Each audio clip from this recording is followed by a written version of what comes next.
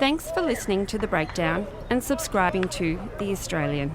It is the support of subscribers like you that allows us to bring you this podcast. As well as the exclusive first access to episodes, your subscription means you can stay up to date with the latest developments at theaustralian.com.au/thebreakdown.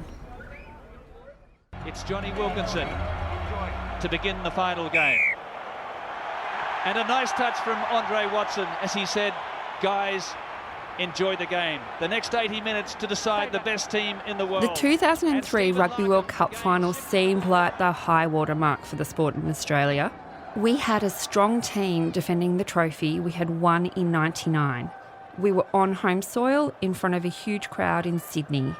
The final came, we were up against England, and the game was tied after 80 minutes. And it was still tied in the final minute of extra time when English star Johnny Wilkinson set himself up for a field goal. There's 35 seconds to go.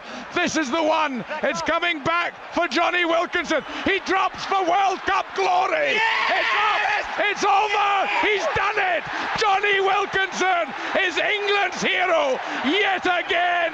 And there's no time for Australia to come back.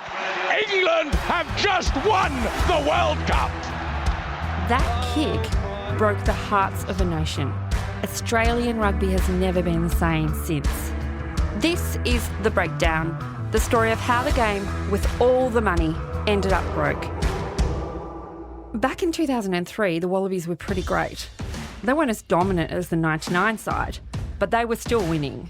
In 2003, there was a new trio of electrifying players, helping the team not only to victory, but also bringing the fans through the turnstiles. Superstars Matt Rogers, Wendell Sailor and Lottie Takiri were all poached from league to join Union on huge contracts. The way Rugby Union Chief Executive John O'Neill saw it, Rugby League had been stealing Union's best players for a century. Over the years, Union had lost Dally Messenger, Rex Mossop, Russell Fairfax, Ray Price, and the King himself, Wally Lewis. These are titans of the game, of Rugby League. So O'Neill thought it was only fair, now that Rugby Union had turned professional and had the cash, that it was time to give Rugby League a taste of their own medicine. I thought, well, around 2000, off the back of the World Cup win in '99, why don't we start recruiting Rugby League players? Because our popularity, as we were measuring it, AFL was still number one, but Rugby League and Rugby Union was sort of, we'd closed the gap, and it was time to show it wasn't one-way traffic, because it had been one-way traffic for 100 years. You know, when you think about, just how many great rugby union players went to rugby league. So Wendell Sailor was the first one, and he was super high profile, and he was really good for the game. Meeting him for the first time with the Isaac Hayes gold chains around his neck, and he'd call me Johnny. I'm Dell. And then going through the turnstiles at Ballymore, and he was swinging the turnstiles and saying, "When Dell sells, watch these babies swing." And he'd swing. And he did. He would have, at Ballymore, when he first joined the Reds, he would have put 5,000 to 6,000 people on the gate, and I couldn't fault him. He was a consummate professional. He would, and the fans loved him, the kids loved him. He'd stay behind after training. He'd stay behind after the game. He'd be the last player off the park signing autographs, and followed by Lottie Takiri and Matt Rogers. They loved Big Dell, off the field and on it. Wendell, or International Dell as he liked to call himself, carved it up. Australia now scenting for their second try. Sailor's out wide here. And Sailor!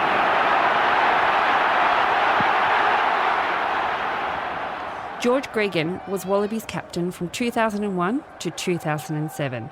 They played State of Origins, they played for the Kangaroos, they'd won World Cups, they'd won Origins, they'd won Grand Finals.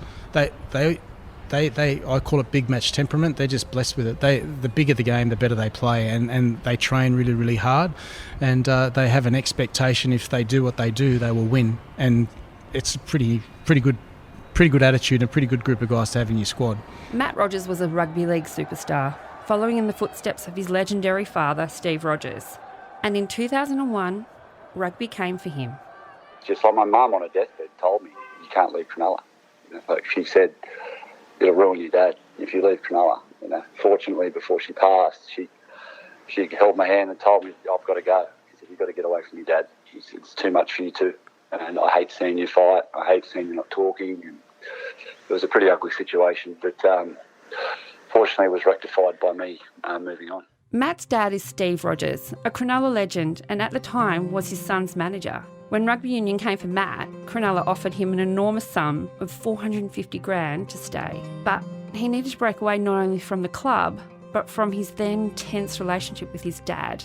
I wanted to get into an environment that he knew nothing about, really, and wasn't interested in, and that way he wouldn't be able to talk to me about it.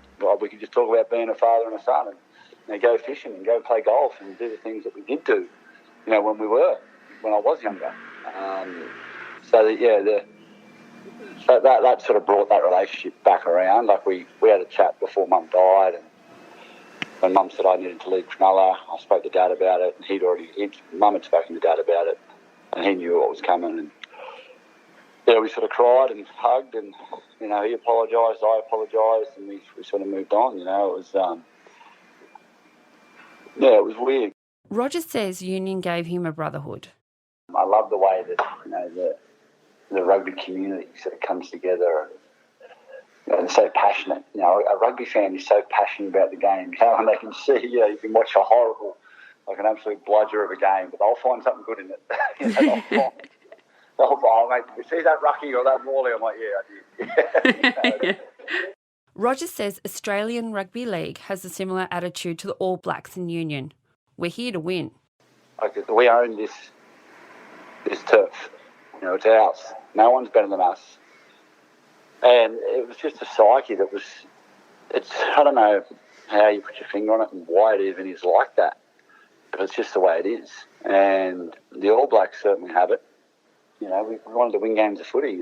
That was the bottom line. And people would say to me, what was different? I said, well, nothing ever changed for me. I got the ball and tried to score tries every time I got the ball. That was my job in rugby league. It was my job in rugby union. Rogers helped the Wallabies to a win in the Bledisloe Cup in 2002. The fans loved him, but he was causing headaches for the head office. I felt like they wanted my skill, but they didn't want me. And it forced me to rebel a little bit, to be honest. It forced me, I didn't have any tattoos before I went to rugby. I had a little one on my back. And it was pretty immature of me, really. And I thought, I'll just do something that you don't like then. I'll keep playing good, and I'll get tattoos, and I'll look real antisocial, and you'll hate it. But I'll keep playing long enough to get picked, and you won't be able to do anything about it. And looking back, like I said, very immature. But it was just a moment where you just sort of, I thought, well, they were really. I felt like I got spoken down to quite a bit. And it was quite frustrating. Not by any players. The playing group were phenomenal. They really were. But administrators don't spend time on the field. And they don't understand what it takes to win, on the field. Some of them do because they're ex-players, but a lot of them don't. And they're getting their nose out of joint about silly things. You know what it was? What really sort of drove me to sort of like this rebellious sort of thing against them was after I lost Mum. Mum was my sort of moral compass. And she was sort of the one that held everything together. So when she left, when she died, I could just do what I wanted and didn't have to worry about any repercussion from a moral standpoint from my mum. In the 2003 World Cup, just minutes before the Wallabies' opening match against Argentina, Rogers snuck out into the Stadium Australia crowd to watch the opening ceremony. I thought, I was ready. I don't want to sit in the dressing room. I want to go out and watch the opening ceremony. So I put my tracksuit on and sort of put a jacket on, and so I sort of disguised myself. And I walked outside. I just sat in the crowd and watched the opening ceremony. Watched a lot of the opening ceremony. It sort of brought me to tears. To think, man, they're doing all this for us. We're here to play on this stage. Look at this. This is amazing. And this is back in the time when people liked going to rugby games too, so it was pretty full. And, it was just a really special moment to experience, and I felt like we had, you know, the nation behind us. I remember walking back in the dressing room sort of with tears in my eyes, thinking, right, let's go, you know, this is on. We're going to win this thing. And, there's emotion, you know, so that doesn't last long when you get, you know, smacked on a football field. Like, the emotion gets knocked out of you pretty quick. Rogers has never watched a replay of that heartbreaking final. He doesn't need to. He can remember every second. Standing right next to the ruck, looking at him, watching him kick it. I jumped a little bit early, and the referee just said, 15, don't move, otherwise you'll get penalised, you know. And I knew that, we were done. I looked to either side of me, not to give him a hard time, but I had Justin Harrison on one side of me, on the other side of the ruck, and on the other side of me was Phil Waugh. And I thought, there is no way in the world they're getting to him. And I was the only chance, and I jumped a little bit. And the halfback sort of messed around with the ball a little bit, and I thought he picked it up, and so I moved. And then he went back into the ruck, and the ref just said, 15, don't move. And I knew as soon as he said that it was game over. There's a picture of it. There's the two boys running, like charging, desperation in their face, like reaching as he's kicking the goal, and I'm standing like 5 metres behind him, just with my head in the air, watching the ball sail over their heads. It's a pretty horrifying picture for me. It's been blazoned in my mind. And that loss, how did it impact you? Oh, it was horrifying. It still haunts me. You know, sometimes I think that we forget what the number one marketing tool is, sir. And the number one marketing tool is winning, and you've got to win at all costs. And not at all costs, but not through cheating or doing something underhanded, but moral victories don't count in professional sport. Oh, we played well, we were close. It doesn't count. Nobody cares about that. Tomorrow they read the paper and you're lost. And I just think the emphasis and the focus on winning hasn't been great enough. It's just not enough to be good. And to say, we tried our best. Well, your best isn't good enough, so you've got to find out how to make it better. Rogers is not the only Wallaby who is haunted by that kick. Where were you for that kick? I was sorry. Are you okay? Just remembering it now. Oh, sorry. I don't know why it does this to me. This is Justin Harrison, the Wallabies lock. I don't often talk about it. So I was on. We had this plan. So Giff and I were tallest guys on the field and stuff, and we knew Johnny Wilkinson was going to go for a drop goal, so we had to do left foot, right foot. We knew he could kick both feet. So I remember being, in fact, if you watch the replay, which I haven't, I've only watched it once. I'm actually offside when I'm trying to charge the kick down. So I kind of feel I'm a bit torn here because I feel like if he hadn't have got it, would I have been penalised for being offside? So, but I was on left foot, just running as hard as I could to drop it, and he got to right foot and knocked this wobbly thing over. George Gregan was on Wilkinson's left boot. But I was on his left-hand side and calling it, here it comes, here it comes. You knew it was coming, like they were sort of building to that moment. We couldn't be too aggressive because you didn't want to give a penalty. High in the stands, John O'Neill said he had his head between his knees. Yeah, Johnny Wilkinson kicks a field goal and I nearly fainted. England won the World Cup. In an interview on the World Rugby website, England captain Martin Johnson and England star Lawrence Dallaglio described John Howard's style of handing out the medals to the winning team. Easy job for the Prime Minister. He was throwing them at us by the end of it. I think they're under pressure for TV scheduling. The TV scheduling, literally. To his credit, he did come into our change room afterwards and sort of said, look, I'm sorry, that looked a bit rushed. I never smile, but he's making me look cheerful. Yeah. An English newspaper said Mr Howard handed over the trophy like a mugging victim conceding his wallet. But it was a heartbreaker. I didn't enjoy handing that trophy over, and apparently some people noticed that I looked a bit glum. Well, so what? While there was heartbreak on the field, Offord O'Neill had been enduring hell in the VIP box. It was 2 games earlier at the quarterfinals at Suncorp Stadium that John O'Neill had been informed the board members were out to get him. The idea of setting up a war chest had rankled many, who immediately wanted their hands on the soon-to-be-arriving $40 million World Cup windfall. some of the directors have felt that I'd become, too big for my boots and all the usual sort of nastiness that goes with.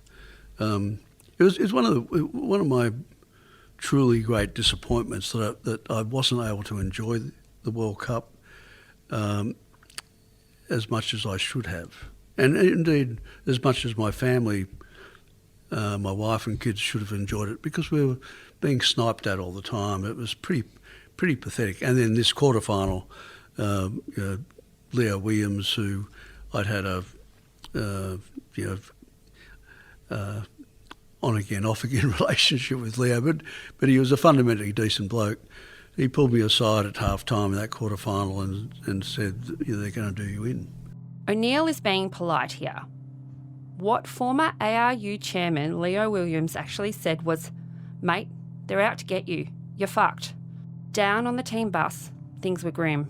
Yeah, and I remember being on the bus afterwards, and I remember we were going back to the hotel and just so sad. And then I was sitting near Phil Thompson, the manager, and his phone. This is Justin Harrison.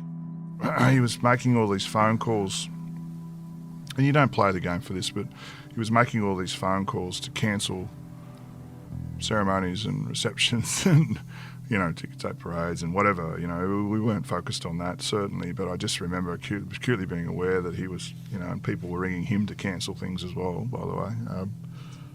But one of the phone calls was to the lodge, the administrative people, government officials, and I remember him getting off the phone and saying, I was near and over. He said, look, they still want to have the team around to recognise us as having achieved something, and the lodge function is still on with Johnny Howard and Mrs. Howard.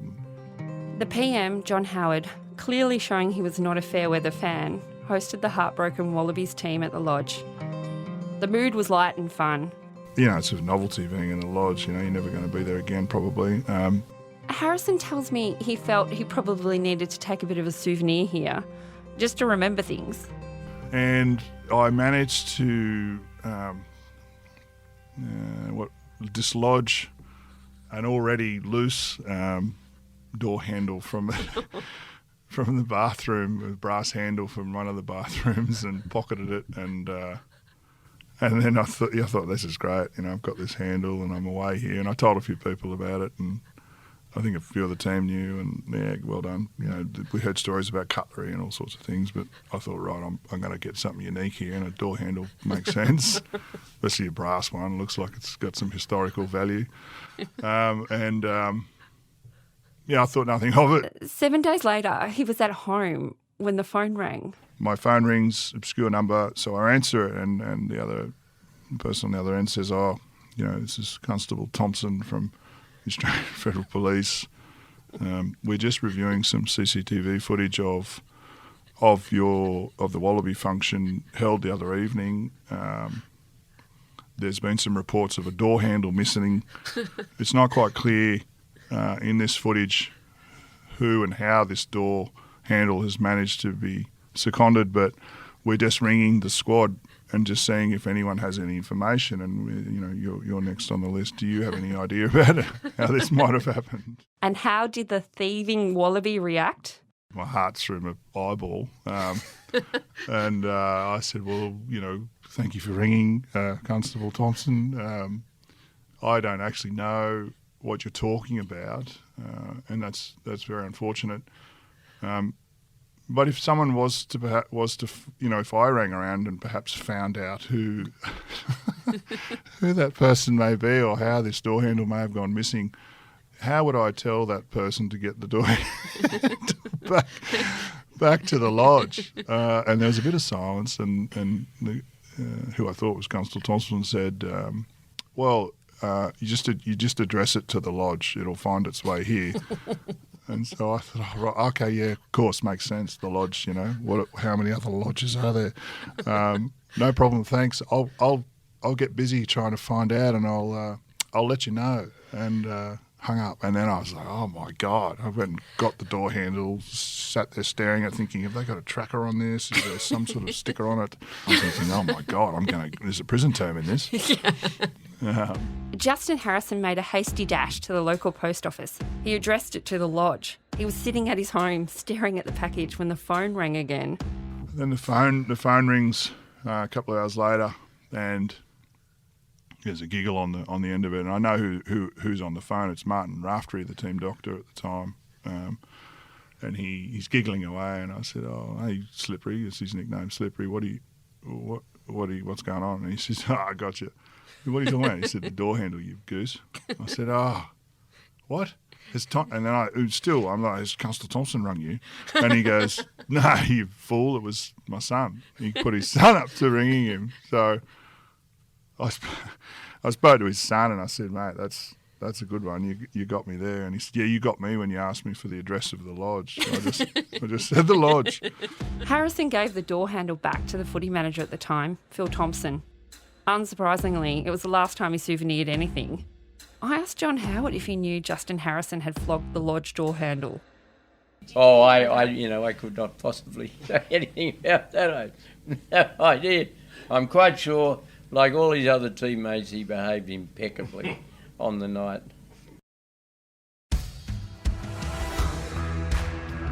John O'Neill was at the party at the lodge too, but he didn't have a very good night. He knew it was over. Earlier that year, soccer titan Frank Lowy had approached him to become the new boss of the Australian Soccer Association. And with the sense that the board was moving against him, O'Neill quit. It signalled the end of a golden era. All up, the 2003 World Cup made a profit of $110 million. The IRB allowed the ARU to keep $45 million out of that total. After some accounting adjustments, it netted off to be $40 million. When O'Neill left the ARU in February 2004, there was $40 million in reserves. So, what did the ARU spend that $40 million on? How did a code spend so much money and have nothing to show for it today? We explore these questions and more in the next episode of The Breakdown. I'm Jessica Halloran, and this podcast was produced by Claire Harvey, with special thanks to Dylan Adams, Grace Richardson, Eric George, Stephen Samuelson, Wally Mason, and Nick Adams Jasper. Please subscribe to help us make quality journalism. Check us out at theaustralian.com.au.